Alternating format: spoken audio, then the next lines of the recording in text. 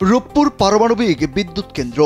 পদ্মার তীরে দাঁড়িয়ে থাকা এই অত্যাধুনিক স্থাপনাটি শুধু প্রযুক্তির জয়গানি নয়, বাংলাদেশের জ্বালানি নিরাপত্তা ও উন্নয়ন যাত্রায় এক ঐতিহাসিক মাইল ফলক।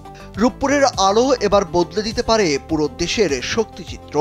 আর সেই উত্তেজনাপূর্ণ মুহূর্তের দোরগোড়ায় দাঁড়িয়ে বাংলাদেশ। দেশের প্রথম এই পারমাণবিক বিদ্যুৎ কেন্দ্র পারমাণবিক ফিজিক্যাল স্টার্টআপ বা জ্বালানি লোডিংয়ের একেবারে চূড়ান্ত ধাপে পৌঁছে গেছে। প্রকল্পটি এখন প্রথমবারের মতো রিঅ্যাক্টরে জ্বালানি লোডিংয়ের অনুমোদনের অপেক্ষায়। নীল মজাদার গোলমার্ক পপস, কুরমুরে বাইতে ফুরফুরে লাইফ। এরই মধ্যে বাংলাদেশ পারমাণবিক শক্তি নিয়ন্ত্রণ কমিশন, রাশিয়ার শিল্প ও কর্মক্ষেত্র নিরাপত্তা তদারকি সংস্থা ভিওসেফটি এবং দেশটির অন্যান্য নিয়ন্ত্রক সংস্থার একটি বিশেষজ্ঞ প্রতিনিধি দল রূপপুর পরিদর্শন করেছে। ফিজিক্যাল স্টার্টআপ বা জ্বালানির লোডিং পারমাণবিক বিদ্যুৎ কেন্দ্র চালুর একটি গুরুত্বপূর্ণ ধাপ।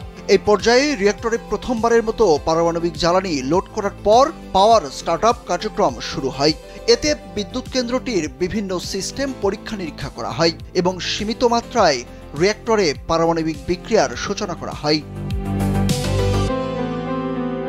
রূপপুর বিদ্যুৎ কেন্দ্র পরিচালনাকারী প্রতিষ্ঠান এনপিসিবিএল এর এমডি ডক্টর জাহিদুল হাসান জানান, ফিজিক্যাল স্টার্টআপের প্রস্তুতির অংশ হিসাবে ইতিমধ্যেই 3টি বড় আন্তর্জাতিক মানের মূল্যায়ন সম্পন্ন হয়েছে।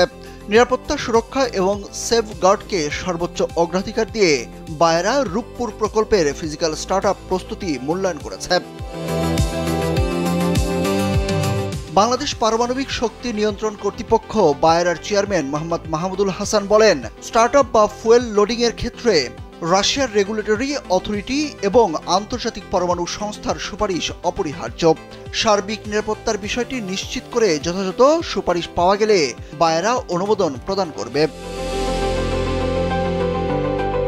ঈশ্বরদীতে রাশিয়ার আর্থিক ও কারিগরি সহযোগিতায় $12.65 বিলিয়ন ব্যয়ে নির্মিত রূপপুর পারমাণবিক বিদ্যুৎ কেন্দ্রটিতে থাকবে 2টি VVER-1200 রিঅ্যাক্টর।